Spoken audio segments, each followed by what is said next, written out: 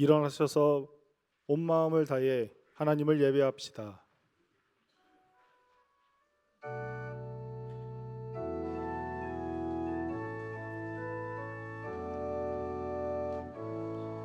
하늘의 문을 여소서, 이곳을 주목하소서. 주를 향한 노래가 꺼지지 않으니 하늘을 열고 오소서. 이곳에 임재하소서. 주님을 기다립니다.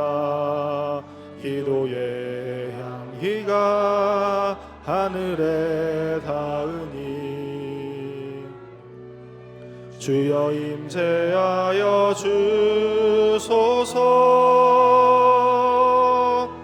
이곳에 오셔서 이곳에 앉으소서. 이곳에서 드리는 예배를 받으소서. 주님의 이름만이 오직 주의 이름만 이곳에 있습니다. 나는 전능하신 아버지 하나님 천지의 창조주를 믿습니다. 나는 그의 유일하신 아들 우리 주 예수 그리스도를 믿습니다. 그는 성령으로 잉태되어 동정녀 마리아에게서 나시고 본디오 빌라도에게 고난을 받아 십자가에 못 박혀 죽으시고 장사된 지 사흘 만에 죽은 자 가운데서 다시 살아나셨으며 하늘에 오르시어 전능하신 아버지 하나님 우편에 앉아 계시다가 거기로부터 살아있는 자와 죽은 자를 심판하러 오십니다. 나는 성령을 믿으며 거룩한 공교회와 성도의 교제와 죄를 용서받는 것과 몸의 부활과 영생을 믿습니다. 아멘.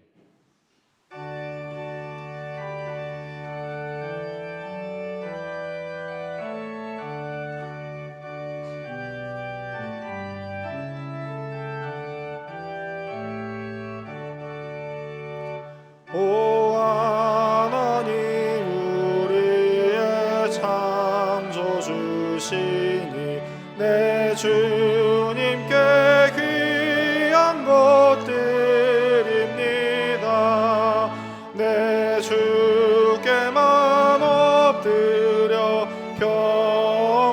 경배드리며 내 주의 이름 높이 찬양하네. 오 하나님 우리의 대주제시여 큰 풍랑일 때도 도우셨네. 죽음에서 우리를 구하셨으니 내 주의 이름 높이 찬양하네.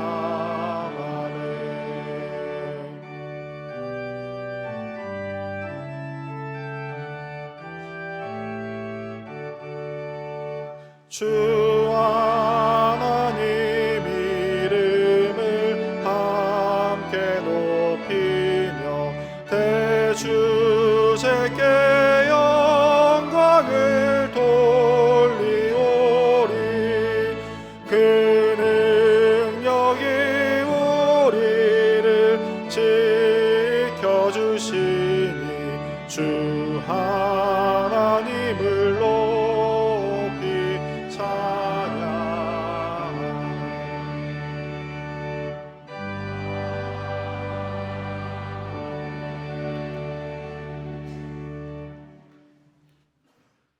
우리의 생명이시며 진리 되시는 하나님 아버지, 2026년 첫 주일 예배에 나와 머리 숙여 기도드립니다. 2025년 돌이켜보면 주님의 계획에 순종하지 않았습니다. 본이 되지 못했습니다. 아니 2026년 지금도 무언가 홀려 어찌 살아가야 될지 모르고 이 자리에 왔습니다. 지금 저희가 드릴 수 있는 것은 믿음 없는 이 모습은 이 부끄러운 저희의 모습을 제물로 바치오니 주 예수의 보혈의 피로 용서하여 주시옵소서. 새해 저희는 아드폰테스 근원으로 돌아가 생명 살리는 예배자로 서기를 소망합니다. 저희로 하여금 진리를 전하는 예배자가 되게 하여 주시옵소서. 세상의 권력, 이데올로기나 유튜브의 미혹에도 굴하지 않고 도리어 세상과 미디어에 맞서 주님의 진리를 사모하고 선포하고 찬송하는 예배자를 소망합니다. 저희로 하여금 말씀 사모하는 예배자가 되게 하여 주시옵소서. 동물도 볼 수 있는 자연의 신비로움에서 주님의 뜻을 찾기보다 믿음으로 말씀으로 생명 얻게 하여 주시옵소서. 인간의 언어로 인간의 모습으로 나타나신 그 놀라운 실비를 깨닫는 말씀에 푹 빠져 사는 예배자를 소망합니다. 저희로 하여금 감사의 찬양이 터져나오는 예배자 되게 하여 주시옵소서. 값싼 유머에서 나오는 실없는 웃음이 아닌 죽은 생명이 다시 생명을 얻는 기쁨이 저희 마음에 피어나오며 예배 시간만큼은 순수한 어린이의 마음으로 은혜에 감격하고 찬송하는 예배자를 소망합니다. 믿음의 기도드리는 예배자 되게 하여 주시옵소서. 육체의 고통이 하루하루의 삶을 무겁게 누를지라도 주님의 십자가 고통에 비할 수 없음을 고백하게 하시고 고통에 지치고 낭망한 저희에게 찾아오셔서 어루만 만져주심을 굳게 믿는 생명의 예배자를 소망합니다. 주님의 종 박은호 목사님 그 안타까운 이별의 상심 속에 주님의 위로와 평강을 내려주시고 오늘 말씀 전하시는 노은호 목사님께 성령의 능력을 더하여 주시옵소서. 예배를 준비한 찬양대와 안내를 담당하고 주차를 담당한 모든 이들의 수고를 또한 기억하여 주시옵소서. 새해 첫 예배 오로지 주님만이 우리의 생명이요 진리임을 기뻐 외치는 아드폰테스 생명 살리는 예배자가 되기를 다짐하는 저희에게 임재하여 주시옵소서. 주 예수 그리스도의 이름으로 기도합니다. 아멘.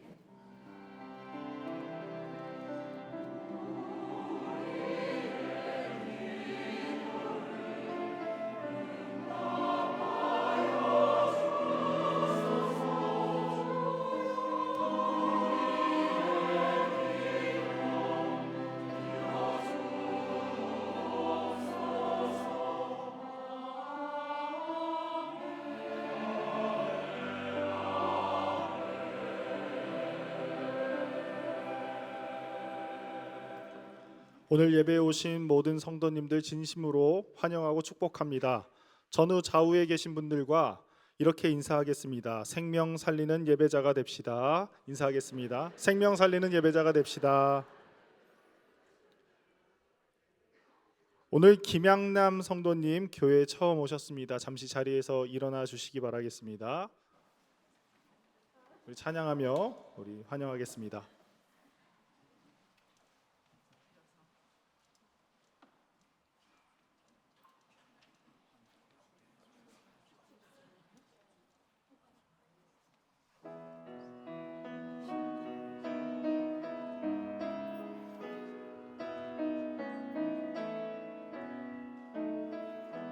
찬양하겠습니다. 평화 하나님의 평강이 평화 하나님의 평강이 당신의 삶에 넘쳐나기를 평화 하나님의 평강이 당신의 삶에 가득하기를 축복합니다. 환영합니다. 자리에 앉아주십시오.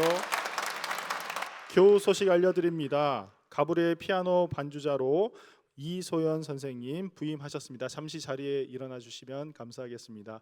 우리 인사하실 때 크게 환영의 박수 부탁드리겠습니다. 앉아주십시오. 앙상블 바이올리니스트였던 이혜인 집사님 사임하셨습니다. 교우 소식입니다. 결혼 소식입니다. 3교구 이동 6구역 윤우원 성도님, 홍사숙 권사님 차녀되시는 윤지혜 자매의 결혼 예식이 이번 주 토요일 3시 30분에 있습니다. 결혼가정 2부 예배 참석하셨는데요. 잠시 자리에 일어나 주시면 참 감사하겠습니다. 저 뒤에 있는데 아름다운 가정 이루시기를 우리 박수로 축하하겠습니다. 축하합니다. 앉아 주십시오. 별세 소식입니다. 1교구 목회자구역 박은호 담임 목사님, 이상신 사모님 부친 되시는 고 박성훈 목사님 89세로 하나님 부르심 받으셨습니다. 발인은 내일입니다. 빈소는 남대구 전문 장례식장 301호실입니다. 오늘 3부 예배 후 2층 로비에서 모인 후에 출발하는 버스 한 대가 있습니다.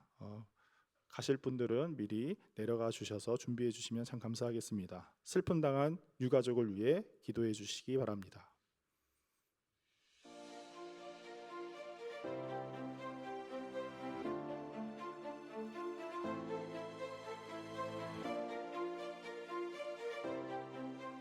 정는교회에 새로 오신 분들을 환영합니다. 등록을 원하시는 분은 본당 입구의 안내팀이나 3층 새가족실로 오시면 친절히 안내해 드리겠습니다. 2026년 신년주일입니다. 2026년 우리 정능교회는 아드폰테스 생명 살리는 예배자로 함께 달려가고자 합니다. 하나, 근원으로 돌아갑시다. 둘, 생명 살리는 성도가 됩시다. 셋, 어디서나 예배자로 살아갑시다. 2026년 신년 새벽기도회가 내일부터 토요일까지 있습니다. 새해를 주신 하나님께 온 가족 함께 기도하며 한 해를 시작합시다. 아드폰테스 생명 살리는 예배자의 길을 걷기 위해 모두 기도에 전념하는 시간을 가집시다. 상반기 세례 입교 교육이 1월 18일 주일부터 시작됩니다. 세례 입교를 원하시는 성도님께서는 행정실로 접수해 주시기 바랍니다. 자세한 내용은 주보를 참고해 주십시오. 2026년부터 매월 기다림, 말씀 간지가 나갑니다. 사용 방법은 다음과 같습니다. 먼저 주일을 준비하기 위한 날과 시간을 정합니다. 그리고 성경 본문을 묵상하면서 이번 주일 예배 때 경험할 하나님과의 만남을 앞두고 설렘과 기대의 글을 적습니다. 예배 후에는 집에 돌아와 말씀을 한 번 더 묵상합니다. 청소년 2부 겨울 신앙수련회가 16일부터 17일까지 진행됩니다. 주립 주님과 함께 바로 서다 라는 주제로 안성 영락수양관에서 있습니다. 모집 안내입니다. 새벽기도회 반주자와 주일 3부 찬양팀의 세컨 건반 반주자를 모집합니다. 많은 관심과 지원 부탁드립니다. 오늘 오후 1시 30분에 당회가 있습니다. 이외의 알림 및 모임은 주보 또는 홈페이지를 참고해 주시기 바랍니다. 이제 하나님의 말씀을 봉독하겠습니다. 오늘 우리에게 주시는 하나님의 말씀은 구약성경 예레미야 31장 7절과 9절부터 12절 말씀입니다. 말씀을 봉독합니다. 하나님의 말씀을 경청하십시오. 여호와께서 이와 같이 말씀하시니라. 너희는 여러 민족의 앞에 서서 야곱을 위하여 기뻐 외치라. 너희는 전파하며 찬양하며 말하라. 여호와여, 주의 백성 이스라엘의 남은 자를 구원하소서 하라. 9절입니다. 그들이 울며 돌아오리니 나의 인도함을 받고 간구할 때에 내가 그들을 넘어지지 아니하고 물 있는 계곡에 고든 길로 가게 하리라. 나는 이스라엘의 아버지요 에브라임은 나의 장자니라. 이방들이여, 너희는 여호와의 말씀을 듣고 먼 섬에 전파하여 이르기를 이스라엘을 흩으신 자가 그를 모으시고 목자가 그 양떼에게 행함같이 그를 지키시리로다.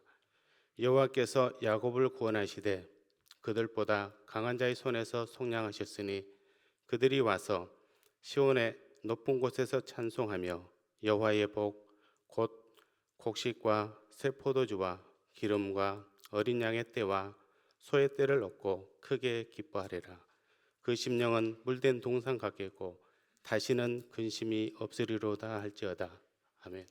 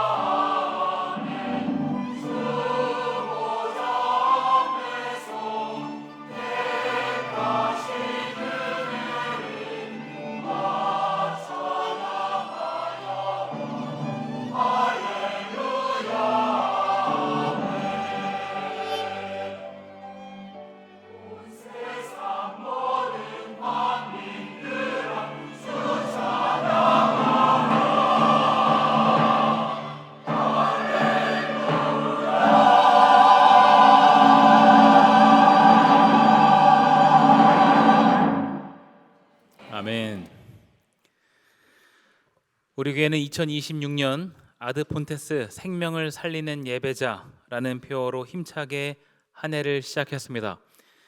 근원으로 돌아가는 첫 걸음으로 예배에 방점을 찍었습니다. 근원으로 돌아간다라는 것은 후퇴가 아닙니다. 오히려 묵묵하게 내실을 다지는 전진입니다. 2026년 한 해 우리의 예배를 점검하며 기본기를 다지는 시간이 되기를 소망합니다. 예레미야 예언자는 남유다 멸망 40년 전부터 멸망 직후까지 예언을 한 활동 예언자입니다. 남유다 멸망 전, 그러니까 남유다 말기에 활동했던 예언자였기 때문에 이때는 이미 북이스라엘이 멸망한 뒤였습니다. 남북왕국 시대에 등장했던 예언자들이 대체로 그러하듯 이 시기의 예언자들은 쓴소리를 아끼지 않았습니다. 남왕국과 북왕국 모두 어느 나라가 더 낫다라고 할 것 없이 하나님의 말씀에서부터 멀어진 삶을 살았기 때문입니다. 주전 722년 북왕국이 멸망하고 약 100년이 지난 뒤 하나님께서는 예레미야를 부르셔서 사명을 맡기십니다. 남유다를 향해 하나님의 말씀을 대언하는 실로 어려운 중책이었습니다. 하나님의 말씀에 민감하게 반응하는 청중들이었다면 누구라도 그 역할을 감당할 수 있었을 것입니다. 그렇지만 하나님의 말씀을 가볍게 여기고 하나님의 말씀을 전하는 예언자들을 모함하고 대적하는 일들이 비일비재했기 때문에 예레미야의 사역지는 결코 호락호락하지 않았습니다. 그러던 중 하나님께서 예레미야를 통해 회복의 메시지를 주십니다. 심판의 메시지가 계속해서 선포되는 그 한가운데에 회복의 메시지가 이어지는 것이죠. 우리는 성경을 읽을 때 예언자들의 태도에 적잖이 당황할 때가 있습니다. 어떤 때에는 신랄하게 비판을 했다가 어떤 때에는 마지막 때까지 살아남을 것처럼 회복을 이야기하기도 합니다. 그러면 예언자들의 이런 이중적인 태도를 어떻게 이해할 수 있겠습니까? 그것은 진노 중에도 긍휼을 잊지 않으시는 하나님의 모습으로 이해할 수 있습니다. 사실 이런 하나님의 진노 역시 하나님의 사랑에 기반합니다. 이스라엘 민족이 바른 길을 걷기 원하시는 그 마음 때문에 진노하시고 질책하시는 것이죠. 때문에 예언자의 태도는 이중적인 것이 아니라 한결같은 하나님의 사랑을 전한다고 말할 수 있습니다. 단 그것이 채찍으로 표현될 때도 있고 당근으로 표현될 때도 있습니다. 하나님께서는 진노 중에 긍휼을 베푸십니다. 본문 7절입니다. 여호와께서 이와 같이 말씀하시니라.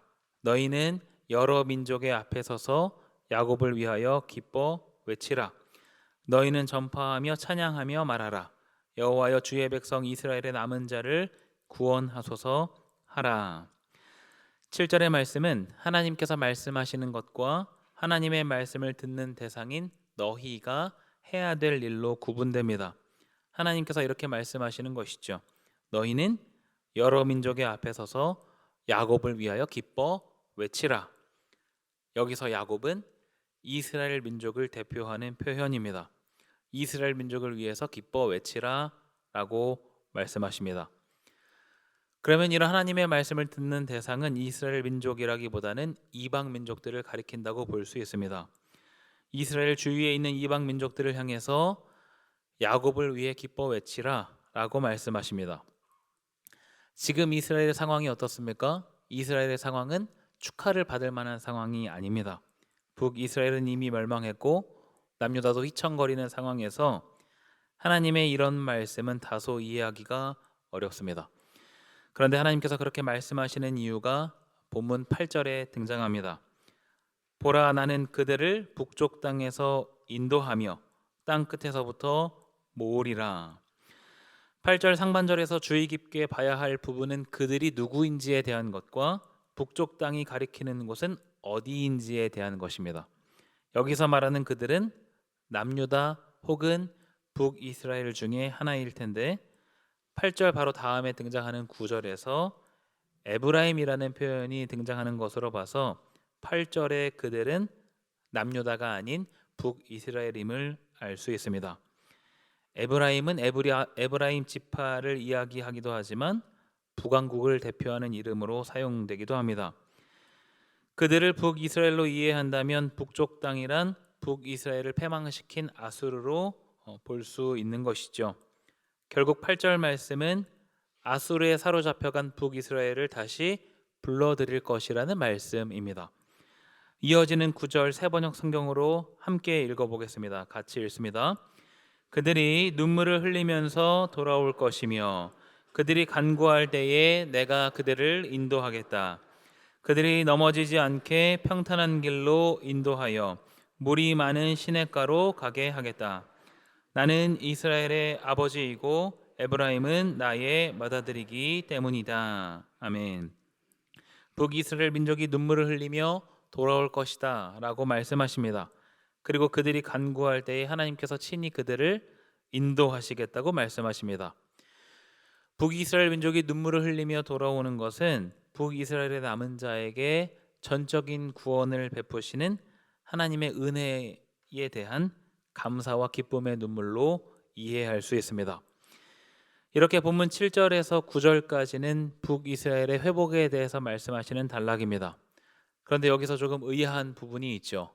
예레미야는 남유다에서 활동하던 예언자이고 지금은 남유다의 말기이자 북이스라엘이 멸망한 지 100년이 지난 뒤입니다. 이런 시기에 하나님께서 남유다가 아닌 이미 멸망한 북이스라엘에 대해서 그 회복을 말씀하시는 것은 왜 그런 것일까에 대한 의문이 생깁니다. 이것은 남아있는 남유다만이 아니라 북이스라엘까지 완전한 이스라엘의 회복을 말씀하시는 하나님의 강력한 의지를 나타냅니다. 본문에서 하나님의 구원 행동 전에 북이스라엘이 하나님 앞에 먼저 엎드려서 다시 예배했다는 내용이 나오지는 않습니다. 북이스라엘의 어떤 행위 때문이 아니라 전적인 하나님의 은혜로 다시 기회를 얻고 그 주어진 기회로 인해서 북이스라엘은 감격할 수밖에 없었던 것이죠. 여기서 우리는 예배에 대해서 한 가지 정의를 생각해 볼 수 있습니다. 예배는 다른 어떤 것도 아닌 하나님 한 분만을 높여드리는 것입니다. 그래서 우리 예배의 모든 순서는 하나님께 초점이 맞춰져 있습니다. 찬양도 하나님을 찬양하는 것이고 우리의 기도도 하나님께 올려드리는 기도입니다. 찬양대의 찬양은 모인 회중을 위해서 하는 것이 아니죠. 하나님 한 분만을 높이는 것이고 찬양이 끝나면 모든 회중은 아멘으로 화답합니다. 찬양대가 찬양을 하지만 여기 모인 모든 사람들이 같은 고백을 올려드린다는 의미입니다. 설교자는 앞에 서서 회중을 보고 설교하지만 하나님께서 우리에게 주시는 말씀을 전하는 대언자의 역할을 할 뿐입니다.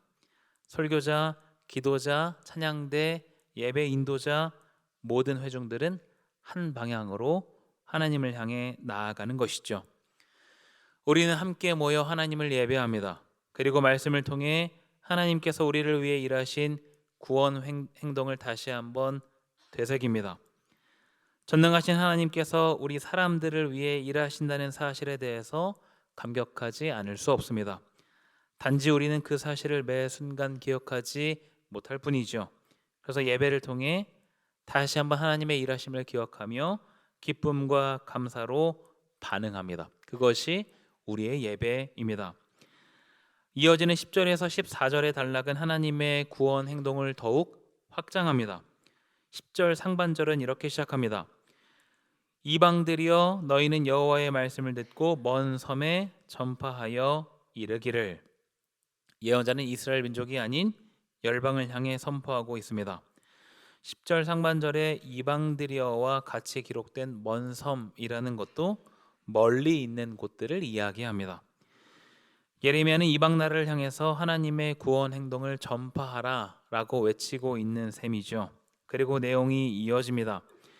이스라엘을 흩으신 자가 그를 모으시고 목자가 그 양떼에게 행함같이 그를 지키시리로다. 하나님께서는 하나님의 말씀에 순종하지 않는 북이스라엘을 결국 아수르라는 도구를 사용해서 흩으셨습니다. 그런데 그렇게 흩으시고 나서 끝나는 것이 아니라 바로 앞 단락에서 살펴본 것처럼 다시 모으십니다. 그리고 여기에서는 다시 모을 뿐만 아니라 목자같이 지키신다라고 말씀하십니다. 그 의미가 더욱 확장되고 있음을 볼 수 있습니다. 여러분, 목자는 어떤 사람입니까? 목자는 사나운 맹수를 두려워하기보다 반복되고 숙달된 훈련을 통해서 양들을 지키는 사람이죠. 다윗이 골리앗과의 전쟁에 나서기 전에 했던 이야기가 있습니다. 다윗이 사울에게 말하되 주의 종이 아버지의 양을 지킬 때에 사자나 곰이 와서 양떼에서 새끼를 물어가면 내가 따라가서 그것을 치고 그 입에서 새끼를 건져내었고 그것이 일어나 나를 해하고자 하면 내가 그 수염을 잡고 그것을 쳐 죽였나이다.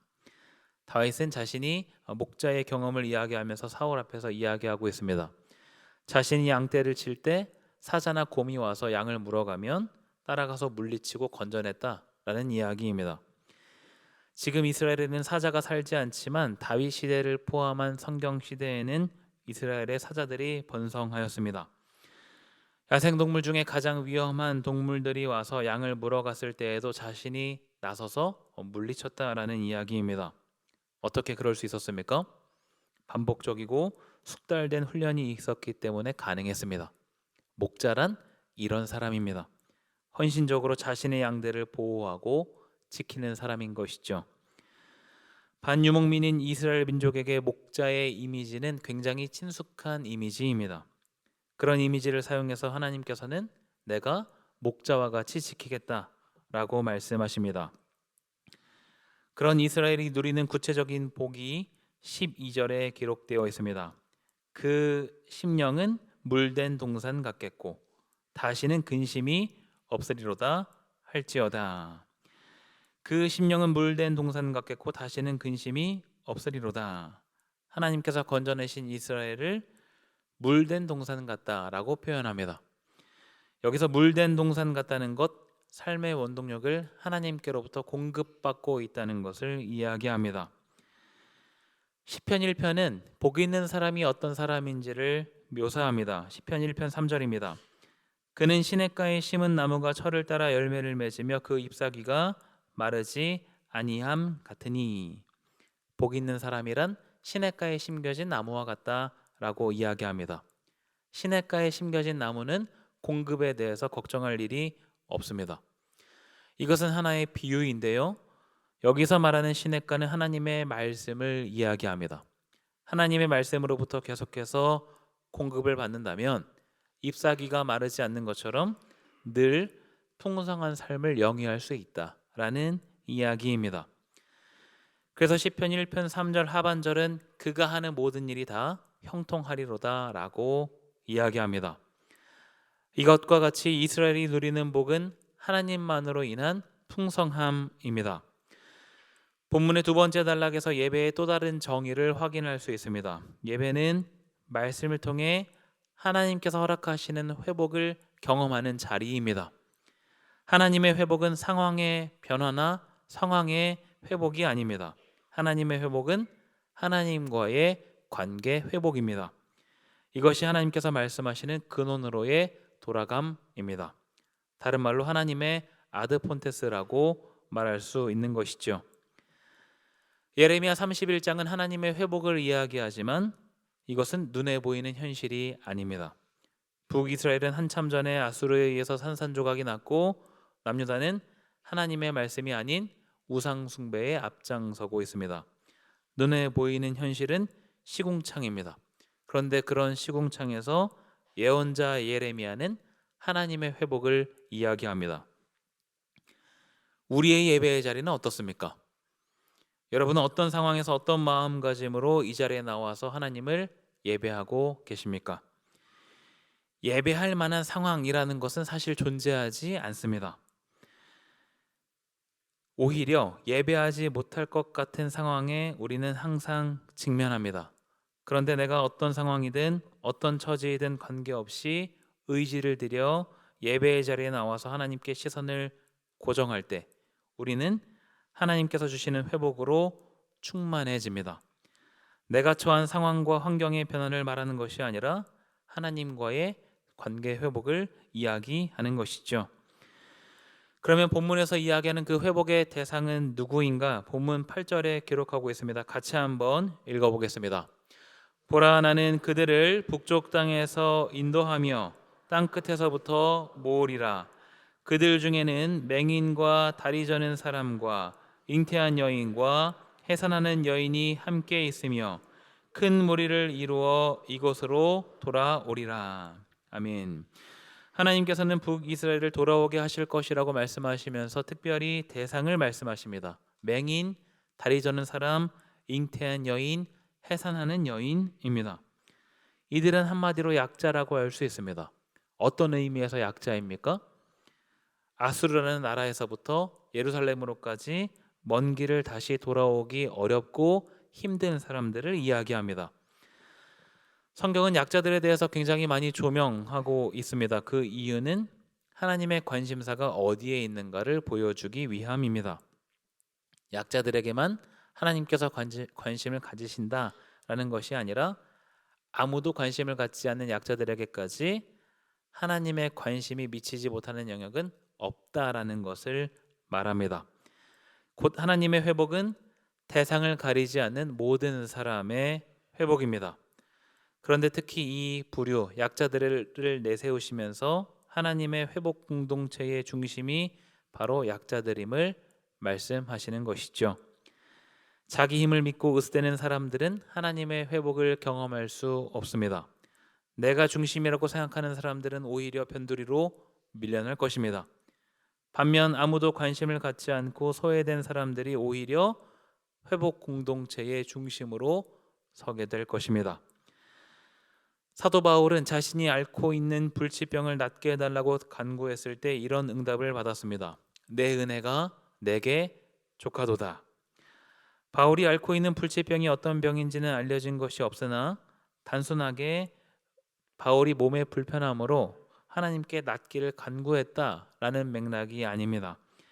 바울이 앓고 있는 불치병은 거짓 사도들의 공격 빌미가 되었습니다. 왜냐하면 당시에는 육신의 질병을 죄의 결과로 생각하는 그 잘못된 경향이 팽배했기 때문입니다. 그런 시대 분위기에 따르면 예수 그리스도의 사도라는 사람이 죄의 결과를 몸에 지니고 있으니 당연히 그 말의 설득력이 떨어질 수밖에 없었고 거짓 사도들은 이것을 빌미로 삼아서 바울을 공격했습니다. 그래서 바울이 예수님께 가서 자신의 병을 낫게 해달라고 간구하고 있습니다. 그런데 예수님께서는 낫게 해주신 것이 아니라 내 은혜가 내게 족하다라고 말씀하십니다. 충분하다 말씀하시는 것이죠. 그 이유는 무엇입니까? 예수 그리스도의 능력이 바울의 약함으로 인해서 온전해지기 때문입니다. 다시 말해 바울이 안고 있는 약점이 오히려 하나님을 의지하게 하고 바라보게 하는 통로가 된다는 이야기입니다. 이 사실을 깨달은 바울이 이렇게 말합니다. 그러므로 내가 그리스도를 위하여 약한 것들과 능욕과 궁핍과 박해와 공고를 기뻐하노니 이는 내가 약한 그때의 강함이라. 약한 그때의 강함이라. 역설적인 표현이지만 그 의미는 분명합니다. 자신의 약함으로 하나님의 강함, 예수 그리스도의 강함을 붙잡게 된다라는 의미입니다. 본문 8절에 등장하는 약자들은 아무도 관심을 갖지 않는 사람들이지만 그들의 회복은 모든 이스라엘의 관심사가 될 것입니다. 그리고 그들로 인해서 이스라엘 공동체는 힘 있는 자들의 역사가 아니라 하나님을 간절히 붙잡고 의지하는 자들의 역사로 새롭게 쓰이게 될 것입니다. 이런 예배, 하나님만을 높여 드리는 예배, 대상의 구분이 없는 하나님께서 허락하시는 회복을 경험하는 예배가 바로 참된 예배입니다. 이런 예배는 기쁨으로 이어집니다. 본문 7절에 기뻐 외치라 라는 단어와 12절에서 찬송하며 라는 단어는 같은 단어입니다. 본래 의미는 기뻐서 소리를 지르는 것을 이야기합니다. 7절에서 기뻐해야 할 대상은 북이스라엘이고 12절에서는 온 이스라엘로 그 대상이 확대됩니다. 그리고 하나님께서는 이 명령을 이방인들에게 하고 계신 것이죠. 하나님께서는 왜 이방인들에게 이스라엘의 구원을 기뻐하라 라고 말씀하시는가? 이스라엘의 회복이 모든 주변 나라들의 회복이기 때문입니다. 하나님께서는 이스라엘을 일으켜 세우시고 모든 주변 나라를 무너뜨리려고 세상을 창조하지 않으셨습니다. 이스라엘은 그저 하나님께서 어떻게 일하시는지를 보여주는 표본일 뿐입니다. 이스라엘의 회복으로 하나님과의 바른 관계가 형성되면 이스라엘은 하나님의 구원 행동을 전하는 역할을 하게 될 것입니다. 그것은 곧 주변 나라들의 회복으로 이어집니다. 하나님께서는 본문의 말씀을 통해서 오늘 우리에게 동일하게 말씀하십니다. 크게 기뻐 외치라 라고 말씀하십니다. 하나님께서 우리를 회복의 자리로 부르셨기 때문입니다. 예배를 통해 하나님과의 관계가 회복되도록 이끌어 가시기 때문입니다. 이 구원 행동이 나로부터가 아니라 하나님으로부터 시작되기 때문입니다.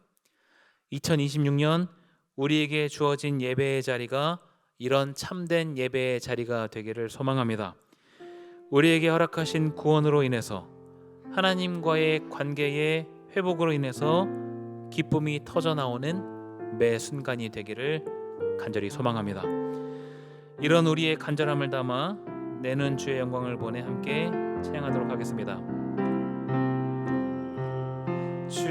주의 영광을 보내 우리 가운데 계신 주님 그 빛난 영광 온 하늘 덮고 그 찬송 온 땅 가득해 내는 주의 영광을 보내 찬송 가운데 서신 주님의 얼굴이 온 세상 향하네 권능의 발을 드셨네 주의 영광 이곳에 가득해 우리 손에 주님과 함께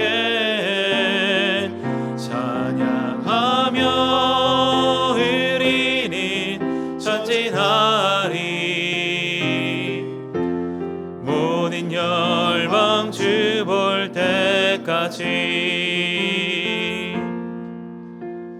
모든 열방 주 볼 때까지. 이 시간 두 가지의 기도 제목을 놓고 함께 기도합니다. 기도 제목을 불러드립니다. 우리가 드리는 예배가 하나님만을 높여드리는 예배가 되게 하시고 모든 예배의 시간을 통해 하나님과 깊이 교제하게 하소서. 예배를 통해 하나님과의 관계가 회복되는 참된 회복을 경험하게 하시고 그것으로 인한 기쁨이 충만하게 하소서. 두 가지의 기도 제목을 놓고 마음을 담아 함께 기도합니다. 하나님 아버지, 이 시간 우리를 이 자리에 부르시고 예배의 자리, 말씀을 듣는 자리, 하나님 앞에 서는 자리로 인도하시니 감사합니다. 하나님, 우리의 모든 예배의 자리가 하나님을 향하는 자리, 하나님께 초점을 맞추는 자리가 되기를 소망합니다. 우리에게 말씀하시는 것을 듣고 또 회복을 경험케 하시고 하나님과의 그 관계 회복으로 인한 충만함이 우리에게 있도록 인도해 주옵소서. 하나님, 그렇게 우리의 삶을 인도하시며 그것으로 인한 참된 기쁨이 우리 안에 충만하도록 인도해 주옵소서. 하나님, 우리가 누리는 회복과 우리가 경험하는 기쁨이 우리 안에서만 머물지 않기를 원합니다. 우리 안에서만 머무는 것이 아니라 우리 주위의 이웃들에게, 형제 자매들에게, 또 우리 성도들을 향한 우리 성도들의 주변의 모든 사람들에게 미치고 전해질 수 있도록 인도해 주옵소서. 그래서 우리가 한 목소리로 하나님을 예배하며 높이게 하시고 하나님을 찬양하며 경배하는 삶을 모든 사람들이 살아가도록 인도해 주옵소서. 하나님, 우리의 모든 그 예배 시간들 통해서 하나님의 회복이 충만히 임하기를 소망합니다. 하나님, 그 은혜를 사모하며 간절히 우리가 예배 앞에 예배자로 서게 하시고 그런 우리의 예배 가운데 하나님만을 올려드리는 은혜가 있도록 인도하여 주옵소서. 하나님, 우리 모든 정릉교회 모든 성도들이 2026년 생명을 살리는 예배자로 살기를 소망합니다. 그렇게 우리의 걸음을 인도하시고 주어진 자리와 삶 가운데 하나님을 높이며 나아가도록 인도해 주옵소서. 우리를 건지시고 일으켜 세우시는 하나님 아버지, 새해 첫 주일 하나님 앞에 엎드려 창조주이신 하나님 한 분만을 예배합니다. 우리의 예배가 형식적인 종교 행위로 전락하지 않게 하시고 하나님만을 높여드리는 예배가 되게 하옵소서. 그렇게 우리의 마음을 하나님께 올려드리는 예배, 하나님께서 말씀하시는 것에만 귀 기울이는 예배가 되게 하옵소서. 또한 예배를 통해 하나님과의 관계가 회복되는 은혜를 경험하게 하시고 그런 참된 회복으로 충만케 하옵소서. 참된 회복으로 인한 참된 기쁨을 누리게 하시고 그 기쁨이 예배하는 모든 성도들에게 번져나가게 하옵소서. 또한 우리로 하여금 우리 주위에 있는 모든 사람들도 참된 기쁨으로 충만케 하옵소서. 참된 회복을 허락하신 하나님께 감사의 마음을 담아 주일 헌금과 11조, 감사의 예물과 선교, 사회봉사, 교육 헌금도 올려드립니다. 하나님께 드릴 수 있게 하신 은혜에 감사드립니다. 내 손에 있는 것을 내 것이라 착각하지 않게 하시고 하나님께로부터 주어진 것임을 기억하며 겸손한 삶의 태도를 갖게 하옵소서. 우리 주 예수 그리스도의 이름으로 기도드리옵나이다. 아멘. 다 함께 일어나서 파송 찬송으로 찬양합니다.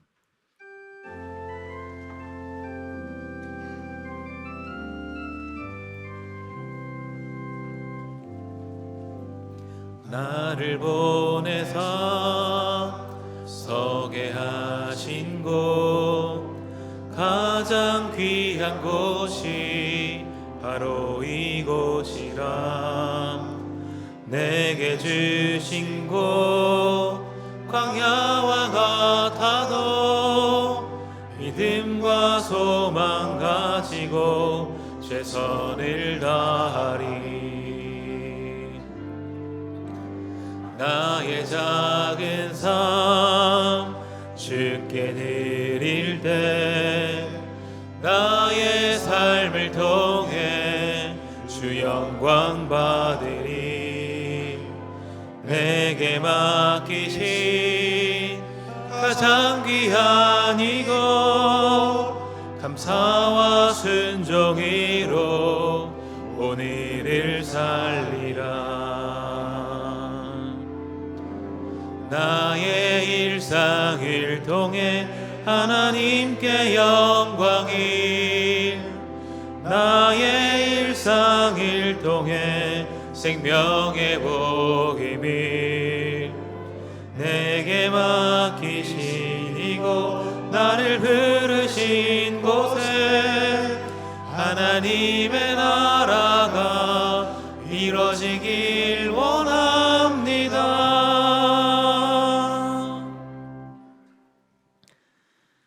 주 예수 그리스도의 은혜와 계속해서 손 내미시는 하나님 아버지의 무한하신 사랑하심과 우리를 예배의 자리로 이끄시는 성령 하나님의 내주하심이 참된 회복을 기대하며 예배의 자리를 사모하는 모든 성도들에게 이제로부터 영원토록 함께 하옵시기를 간절히 축원하옵나이다. 아멘.